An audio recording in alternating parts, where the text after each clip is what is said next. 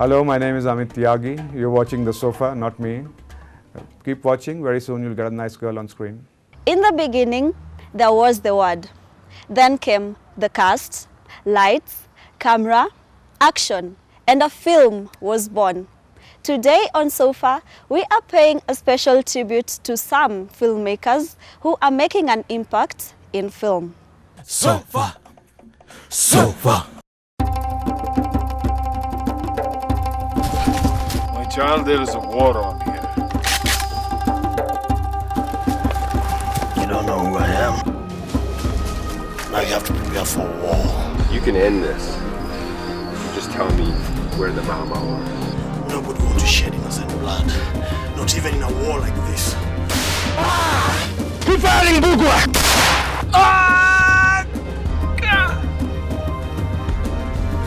Mr. Patel, I'll have to take your family hostage and try to escape. You didn't lose your land, you didn't lose your freedom. If British Army is behind me, you will shoot, yeah? Do not fire until I tell you to. You're not going anywhere, Patel. My husband can be dead and no one can do anything. I was born here. I live here. What more do I do to prove I'm Kenyan?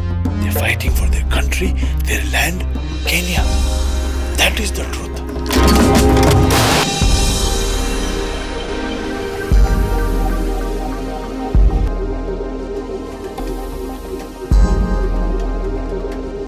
There wasn't much of a journey. I mean, I finished my graduation and decided that I wanted to be involved with making movies. So I joined the film school in India, which was a reasonably competitive process, and I was all of 19 years old. But I got in and trained for 3.5 years, then went out and worked, and that's all I do. I don't do anything else. I've never done anything else in my life. I mean, I may have written scripts at times, I may have worked as an assistant editor at times, I may have directed at times, I may have produced programs at times, but nothing else. I have never done anything else in my life. See, writing to me was a very peculiar thing, because when I was younger I always thought writers wrote and I was a director and I would only direct. And then I discovered that there was no such thing, no writers wrote. Or if they wrote something which you didn't want to direct. So it's fine, let me try writing myself. And when I started writing, the writing didn't seem to express what I wanted it to express. So it's taken a long time to learn how to write scripts properly. I don't mean formatting it. I mean, you can download a format from the internet in a matter of seconds and format any script to meet those things. I mean physically to know how the characters go from point A to point B, what happens in between, how do you develop subplots and stuff like that. There's a whole lot of mechanics which goes into any writing, whether it's a novel or a poem or a script. I had to learn all that the rough and tumble way. SOFAR! I can't claim to be terribly worried about ethnicity. I sort of think of myself pretty much as a citizen of the world. Having said that, I don't think that's a factor beyond the fact that, okay, we kind of wear different fashions and clothes and hairstyles and stuff like that. Beyond that, once you sort of scratch the surface, we are all human beings. And at a certain level pretty much equal. And I believe that the boundaries of ethnicity and such stuff dissolve faster than we imagine them to be. They exist when we believe that they exist. If we believe that we can transcend them, we will. I mean, that's how I sort of work. And you know, by the same token, I don't believe anybody in audiences in Kenya are any different from audiences anywhere else in the world. I believe they're as good or as bad, and they react to movies the same way that everybody else in the world does. I mean, I'm seeing the kind of jeans you're wearing, you could be wearing them in Los Angeles or Tokyo or wherever in the world you like. I mean, without any, that's the way the world is becoming for all of us. SOFAR! What I really think that this film it's not a big film in the sense that it's not a big budget, it's not, you don't have any big international actors in the film, it's local talent being used. But I think it's a great step forward that if this film that we make is good enough, it will create a lot of interest in the international market. Because Africa right now is a continent that everyone is watching Africa. Good things, bad things. It was a time maybe when Asia, everyone was watching Asia. And I think that to have a film being made in Kenya using local artists, I mean, I'm the only artist who's come from outside of Kenya. I think this, if we make we have to make a good film first of all. If we do, I think this is a real landmark film. And I think this could be a step forward for the entire film industry in Kenya. SOFAR! It's a different role from what I've ever played before. As you can see from the trailer, I look quite different. It's not my kind of role, but I loved it, and I felt these are the kind of roles I should be doing in the future. Crazy bad guy. Yeah. So was it written for you, or what was the process that was involved? The director, Amit Tyagi, we had done with him a short film called The Encounter. And after the short film, he thought he would give me something different to do. So when he called me up, I went, picked up the script, read it, and I felt, yeah, this is something I'd like to get involved in. The story of independence, Mau Mau. Yeah, I like something which people will learn something from. Yeah, I thought it was quite interesting. Okay, and what is the state of acting right now in Kenya? Oh, it's picking up. It's almost exploding. It's exploding because, I mean, we have so many like TV stations are now looking for local content. And it's quite crazy when you open TV stations and you get to see about 5 local dramas, 10 local dramas, and the audience are able to tell, wow, that's good acting, that's a terrible production, oh wow, those people can't write. So you can hear how the audience are judging us. SOFAR! This one was a crazy thing. I wrote the script in 8 days flat. The whole of my Britannium, just in 8 straight days. I showed it to this guy who said he would try and help me find money, and he couldn't find the money. And then I turned to the fellow I had asked to be the main actor to check if he could act, if he could sort of defer his dates further down because I wouldn't have the money to make the film. And he said, look, how much money do you need? I can produce the film. Why don't you just concentrate on making the film and I'll find the money.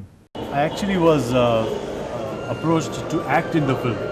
I had one role of Mr. Patel to do, and I was given the script, and after going through the script I found it so interesting. I actually, after a month or so, I chased up with the director and the writer saying that what's the status, and he says no, we are still looking for somebody to fund the movie. And I said, you know, you are good at writing and directing, let me try out and look for the money to produce this film. So I am a producer now. And what goes into the actual way of going after the money in wanting to produce a film? Well, what process is involved? Process is, yes, you have to dish out your own funds. I actually had thought that I will manage the film in my own funds. It so happened that the film came out so well, the cinematographer insisted that we have the film prints done, we have the DI, there is a digital intermediate process. These are some process that makes a film look good on the screen, but they cost a lot. So I said, yes, if we have to give quality to the audience, we have to go through those processes. And then I had to, you know, actually look for friends who could assist me in raising some funds. And I managed to raise it. And thanks to those friends who actually helped me out and made sure that I finished this project to the mark that I want. SOFAR! Actually, I've always thought of myself as working in 2 separate worlds, of documentary and of fiction. And even when I work in documentary, I like a lot of people, I prefer doing a lot of research and writing before I go into the actual filming, so that I know how the film is sort of going to be structured before it's shot. And I work in fiction the same way. I sort of write detailed scripts and go from there. So it's not really been change, so to say. Having said that, I mean, documentary doesn't have actors, so there's a very big major change.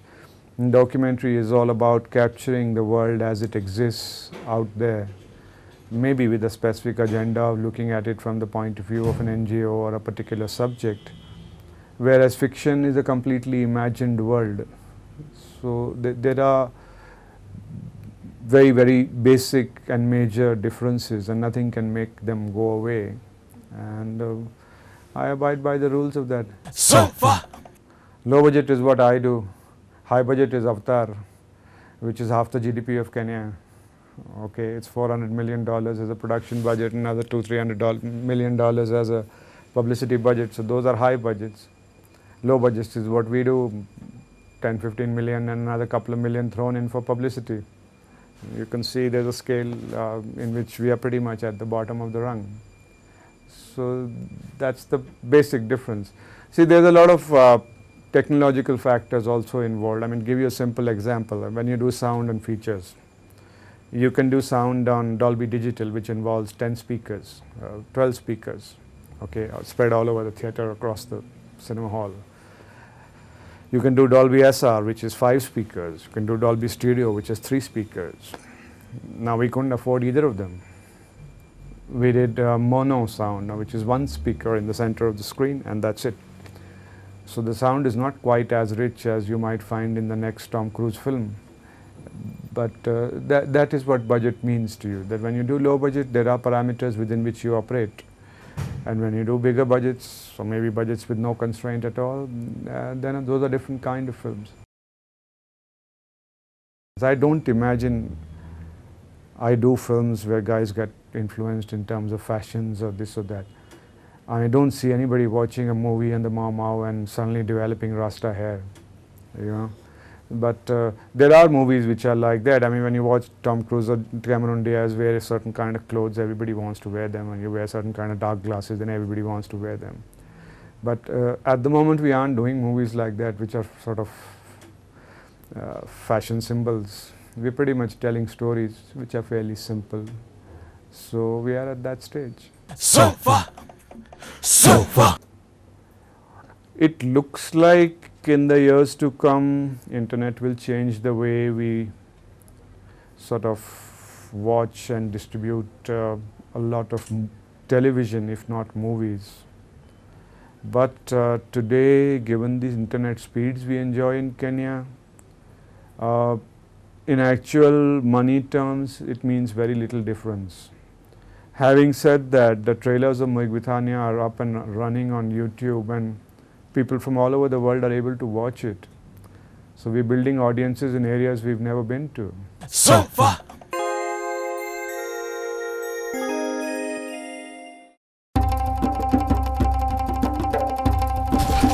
My child, there is a war on here.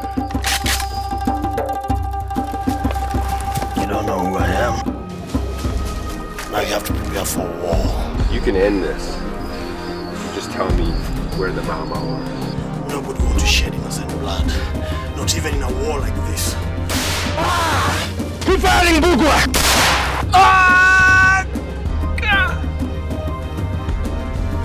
Mr. Patel, I'll have to take your family hostage and try to escape.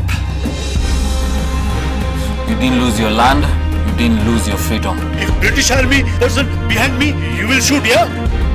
Do not fire until I tell you to. You're not going anywhere, Patel.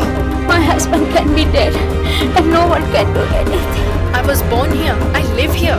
What more do I do to prove I'm Kenyan?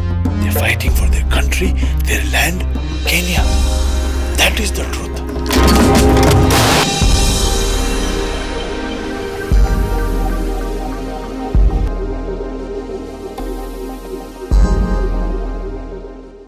Training is very, very critical, but you have to be very clear that this technology is changing by the day.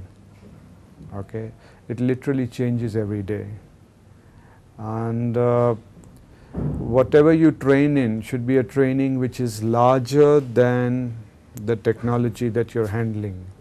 You must be able to pick up any camera or any edit system or any sound recording mechanism and figure out how does it work and how do I apply my basics of recording good sound or recording good video images on this particular piece of machinery, because the machinery will change. It changes every day.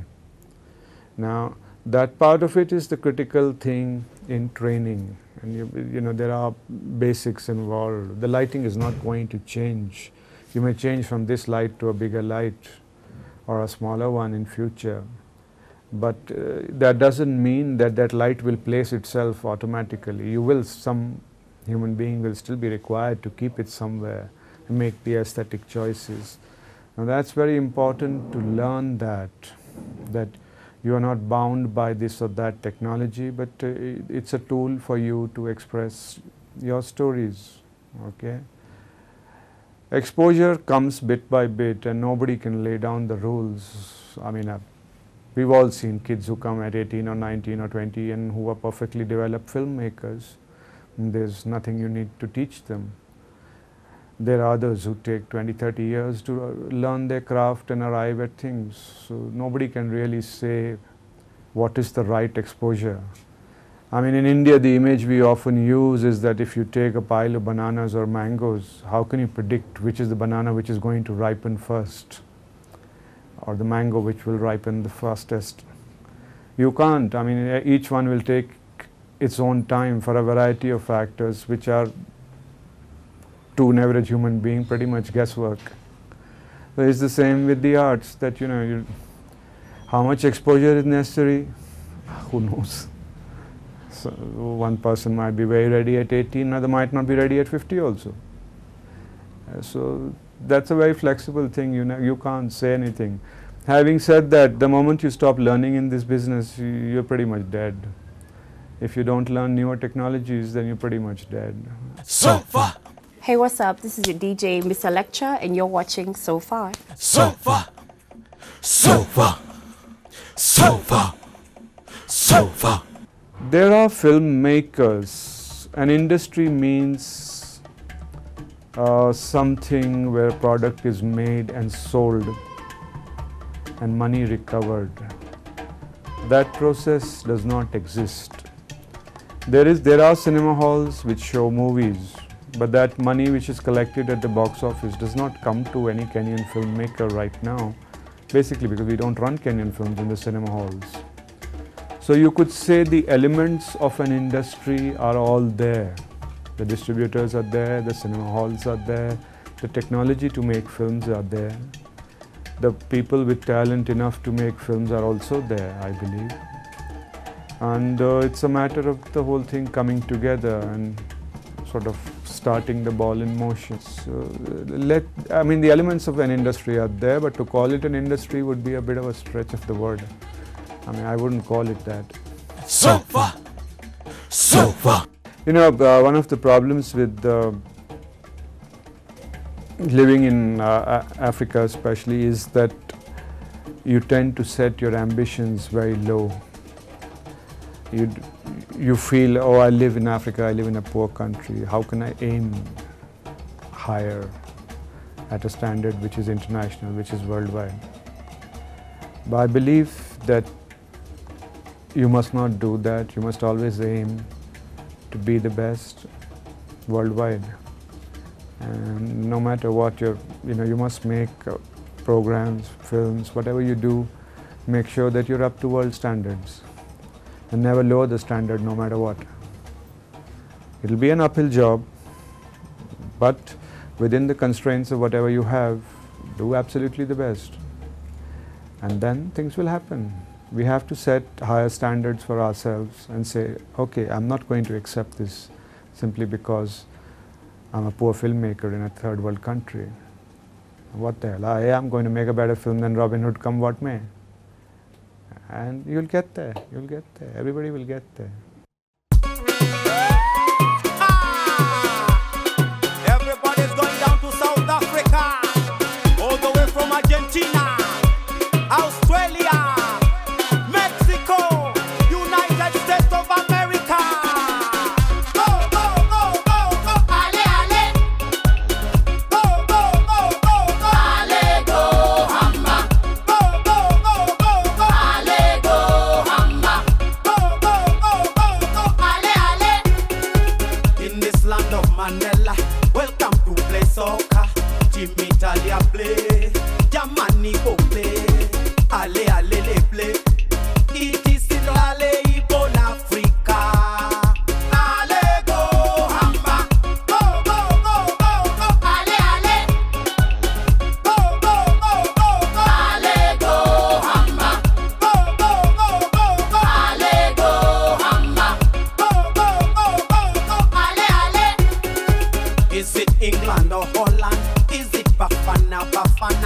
Indomitable lions, super eagles, Nigeria. Is it the Samba boys? It is it Lale Igbo Africa.